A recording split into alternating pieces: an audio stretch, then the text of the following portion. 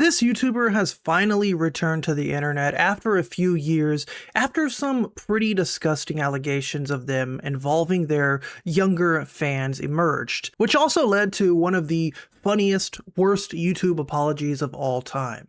This is Colleen Ballinger, also known as Miranda Sings. She's this YouTube personality, probably best known for these big red lips, and she genuinely was like one of the faces of YouTube about a decade ago, right? Her videos used to pull in double digits of millions of views, and that was all until she got canceled. Rightfully so, considering that some of these allegations included things like mailing lingerie to, again, these younger fans, and having Twitter group chats with Ballinger and private messages, again, younger people. Now, Colleen Ballinger would reemerge on the internet on Raven Simone's podcast, right? Why does everyone have a podcast these days?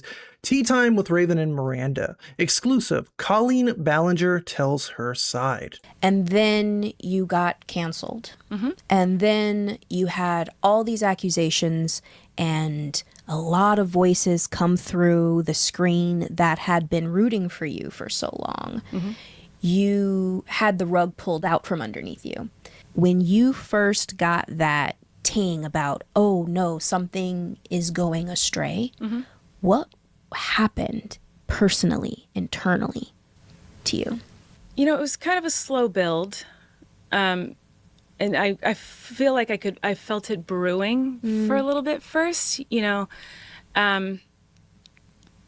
It was a very jarring experience. And first, I think I should say, you know, when my audience kind of grew and it went from this older audience to, you know, it spread and there was now a lot more teens watching me. I didn't adjust my comedy very much because I was like, well, they found me doing this, so this is what they like and this is what I like, so I'm going to keep doing the comedy they like. And I did adjust it a little bit over time. But one thing that I didn't do, and I should have been much more careful about, is I didn't adjust my interactions with my fans. And that's something I regret a lot because, like I said earlier, the difference between me and a mainstream celebrity, at least in the beginning, was that I was attainable and look, she'll talk to us, she'll interact with us, and she's talking to us from her living room, she'll talk about anything. And she's so open and she'll talk one-on-one with us. She meets us in person at her shows and whatnot, and we know her, you know, and I didn't think about when I was interacting with my fans, I didn't think about a power dynamic that could have been there. I didn't think about a parasocial relationship, and I should have. I should have been more responsible in thinking about that, but I didn't even think of myself that way. I was like, yeah, we are friends. Like, I think I felt the same way. And so for me, I was like, well, I'm just talking to my friends. I talk to all of them like they're my friends, my sisters, all the fans. And I definitely should have been more careful with the way I was joking with them and the things I was saying to them. And the craziest thing about this video is that the title has actually changed. It used to be Colleen's actual apology, and they ended up changing it because she did not apologize. All she did was basically give her side of it and explain how she felt during the drama, during the allegations, which is kind of irrelevant, right?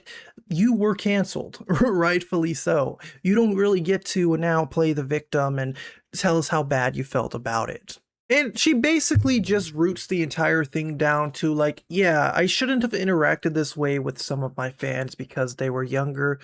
I think there's a lot of horrific things she did that are kind of common sense not to do with younger fans, even if they were teenagers like she mentioned having. In this entire 1 hour podcast, they pretty much just give her a platform, talk to her about life and what she's doing outside of YouTube and stuff. And one of the main things that Raven Simone focuses on is the fact that, like, we make mistakes, blah, blah, blah.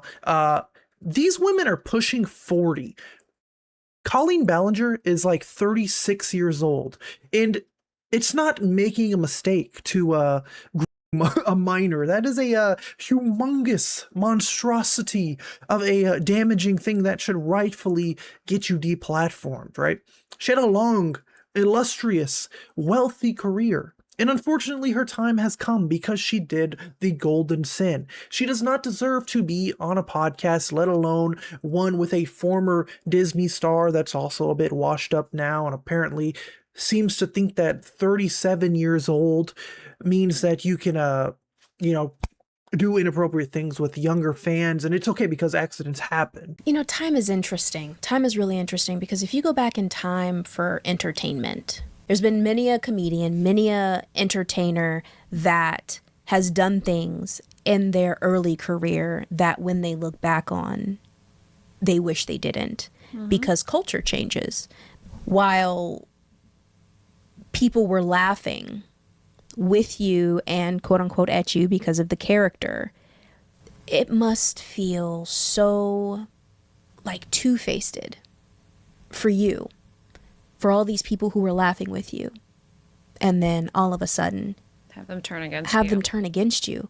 Yes, it's painful to see people who supported me and laughed with me and all this stuff suddenly turn and change their mind about it. But I don't blame anyone but me for, I completely blame myself, especially because I know that people do make mistakes and people can learn and grow and change. And one of my biggest mistakes was not listening and addressing things and taking responsibility. And playing the ukulele. Yeah, I'm playing that damn ukulele. So I just don't want you to forget that. I will never can't forget trust it. me. Now, honestly, it's like kind of baffling that Colleen is like the smartest person in this room. Her statement right there was actually really good. I think that what she just said is completely fair, that she made a lot of mistakes. Unfortunately, those kind of mistakes are the kinds that remove you from having a platform on the internet, especially as a content creator, especially as someone with a fan base of young people. And if she would have just came out and apologized, maybe some tiny bit of her career could have remained, but the way she handled everything was just absolutely horrible. Again, the ukulele video that she teases, the toxic gossip train. You guys having fun? All aboard the toxic gossip train. You're chugging down the tracks of misinformation. The toxic gossip train. You got a one-way ticket to manipulation station. That should not have existed, right? That came across as such a scumbag of a video to make because she wasn't admitting to the allegations. She wasn't apologizing for what happened. She was basically saying that the people who are trying to cancel her are just toxic. They're just manipulative. They just fell for some type of propaganda and that they were pretty much doofuses, when in reality, she was the big doofus. She was tonight's big loser. Now, obviously, this video would go on to get massive amounts of dislikes, 9.8k dislikes compared to 2.5k. It's probably a lot more than that, right? This is just using that dislike extension that isn't exactly accurate. And the video itself only has 79,000 views.